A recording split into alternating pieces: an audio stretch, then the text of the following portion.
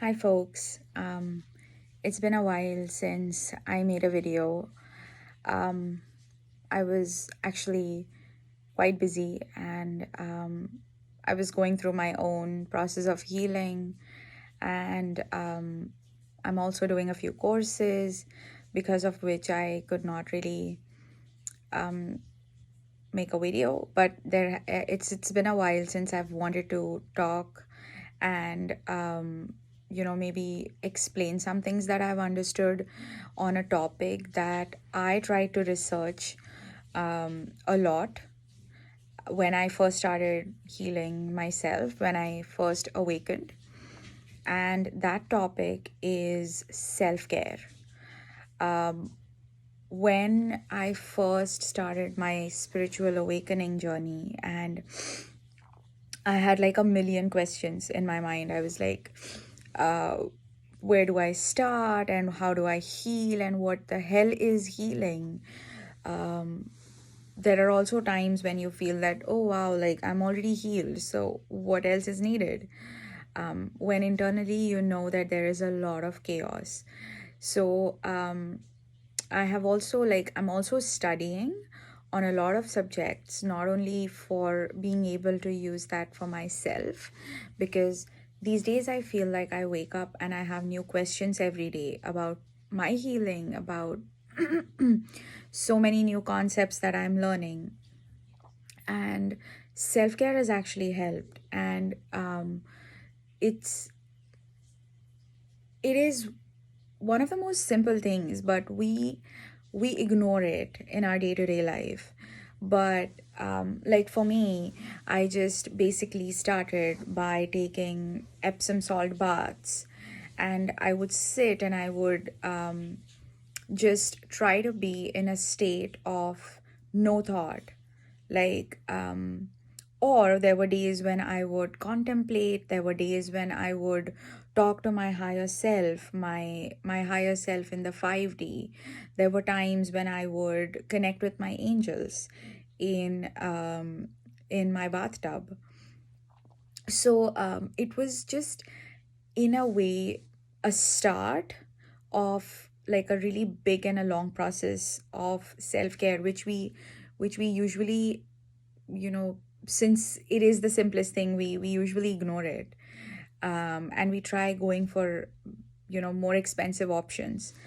Another thing that I also started doing is taking walks alone. Like I started going out for walks on my own.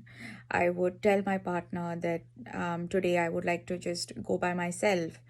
And uh, usually nature helps. And nature is not only a great self care technique, but it's also a great grounding technique. I would simply go for walks in the woods and try to connect with my higher self. I would try and be mindful, or sometimes I would just, be in the nature and enjoy the sounds or the colors. It's extremely grounding too. So,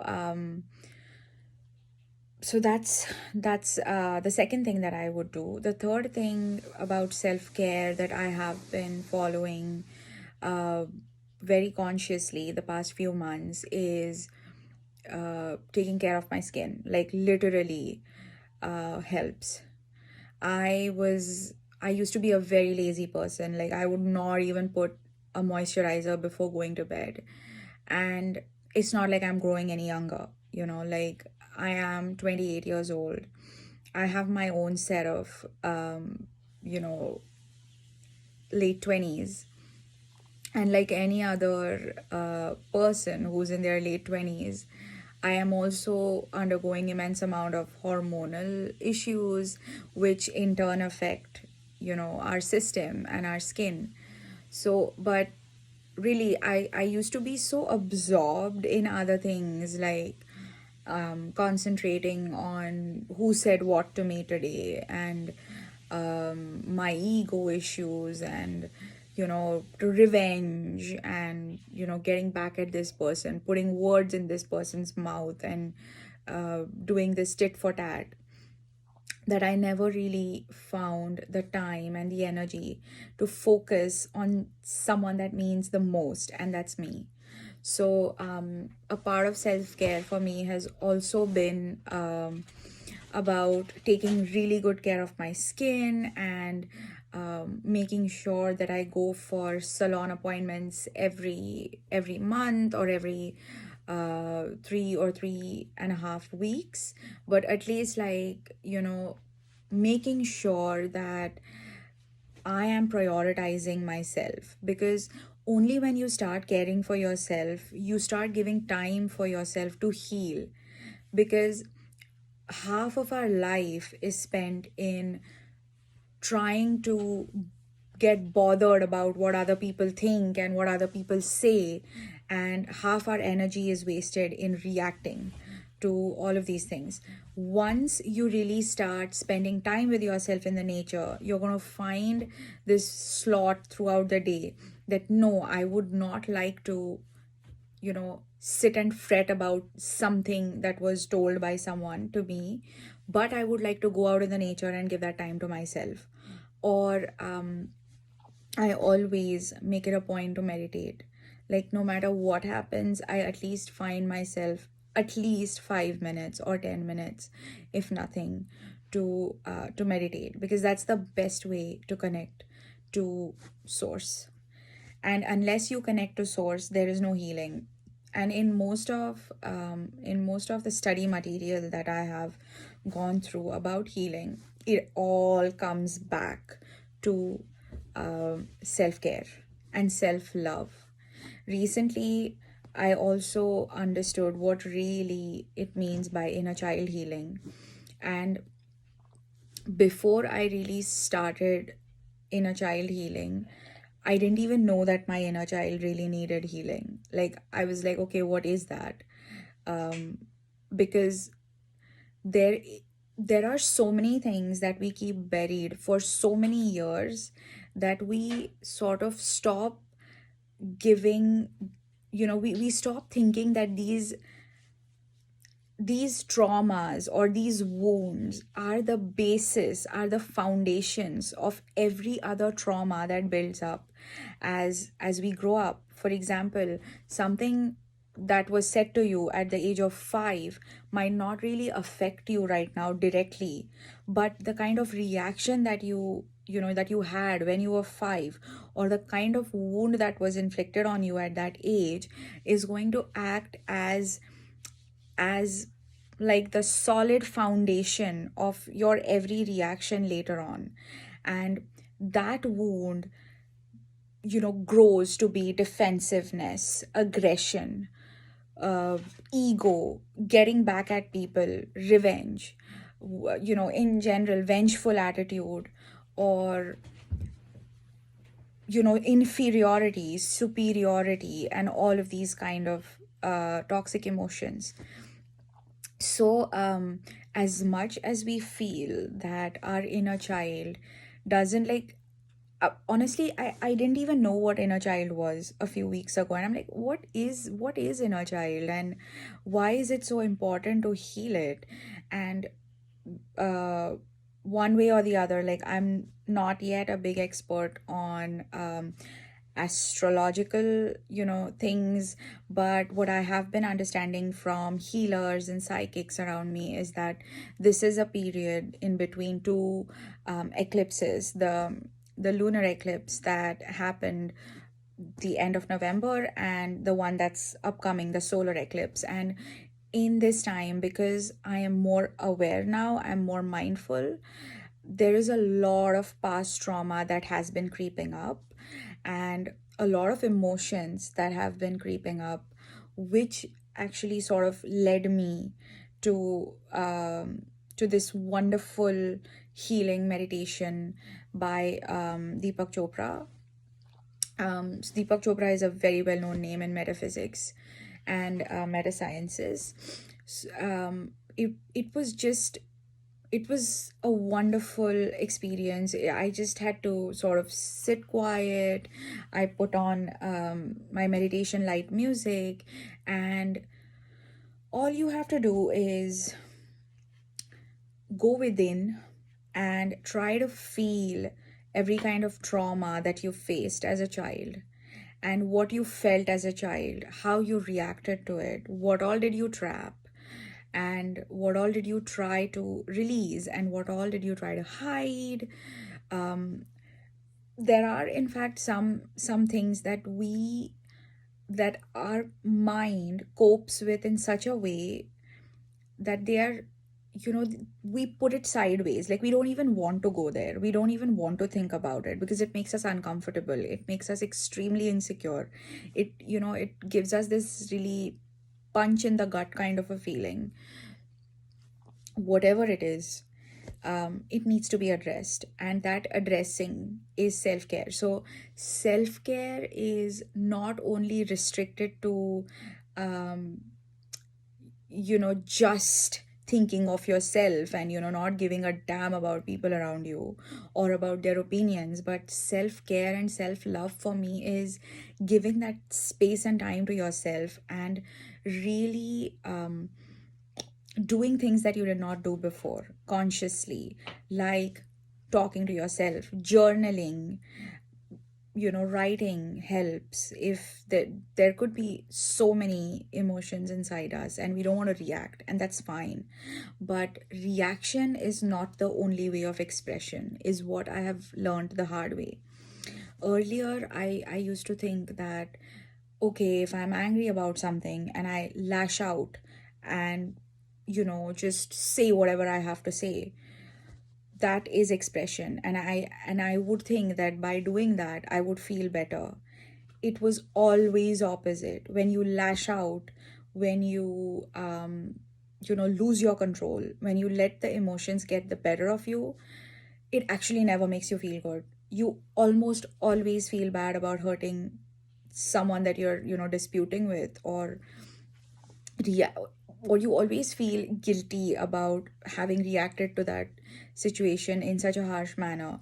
Instead, self care would be caring for yourself in such a way that you don't let a particular event or an incident affect you to you know to your core. Like, there are always going to be people who wouldn't make sense, there are always going to be negative people, there are always going to be toxic people, there will be people who will cross you, there will always be people who will judge you, and etc. But it is in your hand, and only your hand and control, to protect your peace and to protect your aura, and your whatever your vibe is in your hand. If you let that sentiment become a part of your personality, it is never going to serve you. So if it is anger, if it is guilt, if it is hurt and sorrow and grief, feel it 100%. You can journal it, you can go in the woods and maybe talk about it, express it in a way that you're not hurting yourself or others around you. And that really helps. Like, it's not like you're never going to get angry, it's not like you're always going to be in this very saint like place, but there will definitely be better ways to deal with the emotions that are supposed to be emotions, right? And essentially, we are humans, so we will not stop feeling, whether it is happiness or sorrow or anger or jealousy and so forth. We are always going to feel, because feeling is being, and we are human beings, we exist. So that is one little thing that I wanted to just discuss. Self-care is the basis of healing. It is where you start. So if you're wondering, because that's what I was wondering early in my journey, that I don't even know like where to start. There are several self-care techniques. It's unique, like every technique is unique for every one of us. I do believe in going out for walks in the woods and, you know, reserving few minutes of my routine, no matter how busy I get, for my meditation. I always love to write and express whatever I felt today, or how I got affected or how I did not get affected. It's also a wonderful way to applaud yourself. Another way of self care is your inner child healing, um, appreciating yourself, doing whatever you like basically spending a few hours, few minutes of the day, few hours of the week in really trying to do whatever you love without feeling any barriers. And these are physical means. But a deeper meaning to self care would be mindfulness and finding your own little techniques and your own little ways to protect your peace so that you don't lose consciousness. Um, you don't lose that connect, that bond with your inner self, and you're able to keep your emotions, which are extremely temporary, you can keep them exclusive of yourself. They don't become a part of you, they don't direct you, they don't control you. And it takes time. It's wonderful if you have people around you that support this and don't expect a lot from you. But it's always better, like if you are contemplating, if you're thinking about something, if you are, in your head, it's better to always ask for permission politely for, taking that time for yourself in order for, you to not disappoint others or for you to not hurt them. So if that is a possibility, then 100% do that. It works for me. Like when I know that I'm in my head and there's something going wrong in my head, maybe it needs more thought, maybe it needs more different kind of an expression, I always ask for time and really use that time to go within. And um, this also sort of increases your power of reasoning, and your power of reasoning is your power. That actually is what power is. It is not, proving someone wrong. Power is not about being right all the time, or getting the upper hand at things, or getting the last word about something. Power is when you're able to channel your emotions, when you're able to get a grasp at things and you don't unnecessarily react, but you're able to act on it and you're able to heal that emotion. So this is exactly, I really, really, really felt guided to make this video because because I know how much I had searched on it. I know how much how clueless I was basically to understand what self-care is. And I mean, I go for, my nails and salon and all of that, but is it just that? It's not. So I really hope that if you're looking for some guidance, some perspective about self-care and self-love, then you get some of it from this video and then it benefits you in one way or the other. If you like my content, if you like my channel, don't forget to subscribe and hit like on the video. And I really, really hope wherever you are, you have a wonderful day, night, afternoon, or evening. And I really hope to see you soon. So continue the healing, continue the self care. Take care.